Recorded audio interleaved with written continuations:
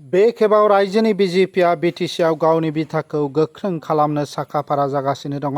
बिजेपिनि मोनफ्रोमबो थाखोनि दैदेनगिरि मावथिफोरा गले गले बिटिसिआव फैगासिनो दङ। बर' हादराव बिसायख'थिनि साना जेसेबांनो खाथि सफैयो एसेबांनो बिसायख'थिनि बारा गुदुं जानो हमदों। बे खेबाव बिटिसिआव बिजेपिनि गोहोआ फैयोब्ला मोनफ्रोमबो हारिनि सुबुंफोरा समान मोनथाय आरो समान जौगाथाय मोनगोन होनना देरहासारनायनि सतबांसा लानाय जौसांनिफ्राय खोथा होदों। दिनै उदालगुरि जिल्लानि खालाइगावनि मुदैबारियाव जानाय मोनसे दोलोनि मेलाव गिबि मन्थ्रि डक्टर हेमन्त बिश्व शर्माया नुजाथियो। लोगोसे आसाम रायजोनि बिजेपिनि आफादगिरि दिलीप सयकियाबो नुजाथिदोंमोन।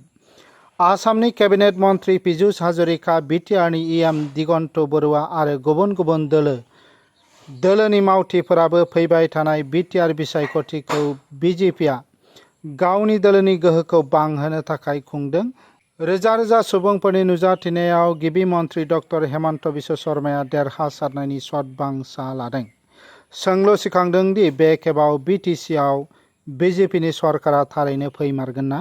बेयो मोनसे गेदेर सोंलु जानानै फैदों।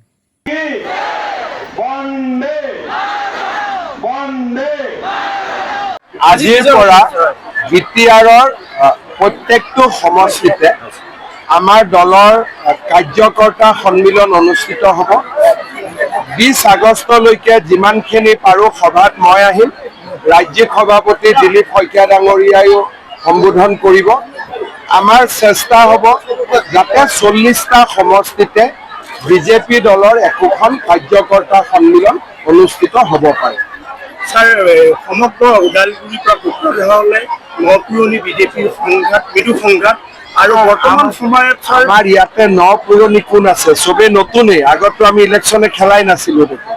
গতিকে মইতো একো শুনাও নাই আৰু আমাৰ ইয়াত খুব ধুনীয়া ডিচিপ্লিন ৱাইজ আমাৰ কাম। ইয়াৰ আগতে 25-26 তাৰিখে সমষ্টিত ইলেকশ্যন খেলিম বুলি কৈছিলে। এতিয়া কিমানটা ইলেকশ্যনত খেলিব ফাইনেল হৈছে?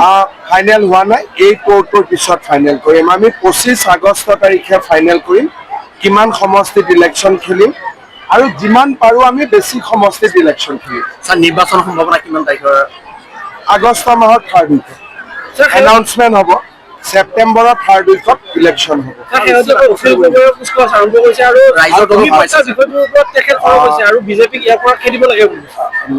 মানে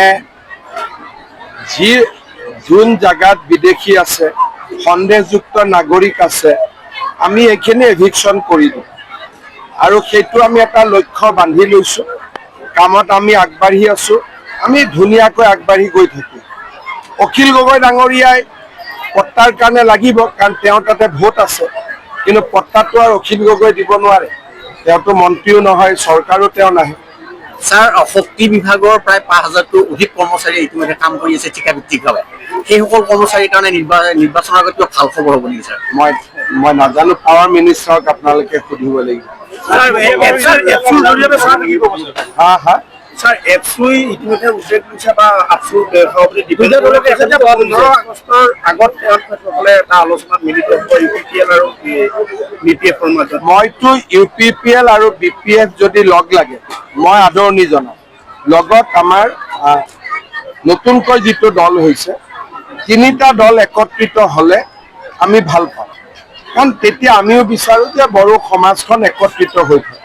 শেহতীয়াকৈ 6 জনগোষ্ঠী জনজাতিকৰণৰ ক্ষেত্ৰত কেন্দ্ৰীয় মন্ত্ৰীয়ে কৈছে যে ইয়াৰ পৰা প্ৰতিবেদন যোৱা নাই। অক্টোবৰত আমাৰ মন্ত্ৰীসভাৰ প্ৰতিবেদন বিধানসভাত ৰখা হ'ব। বিষয়টো কি হ'ব? বিধানসভাই সিদ্ধান্ত ল'ব। আমাৰ প্ৰতিবেদনখন বিধানসভাত আমি প্ৰস্তুত কৰিম। যোৱাকালি কৈছোঁ এগৰাকী। আপোনাৰ BPF চৰকাৰৰ দিনত প্ৰায় 500তকৈও অধিক তাৰমানে যিটো ফিক্স ডিপজিটৰ যিটো ফিক্স চাকৰি, সেই চাকৰিটো দিয়া হ'ল। কিন্তু 5 বছৰ ধৰি তেওঁলোকে আজি তাৰিখলৈ পোৱা নাই। বিটিআৰৰ ভিতৰৰ বহুত কথা মই নাজানো, কাৰণ আমি বিজেপিও দূৰৰ পৰাহে থাকোঁ। এইবাৰ যেতিয়া ওচৰত সোমাম তেতিয়া বুজি পাম। স্যাৰ, আমাৰ ৰাস্তাটো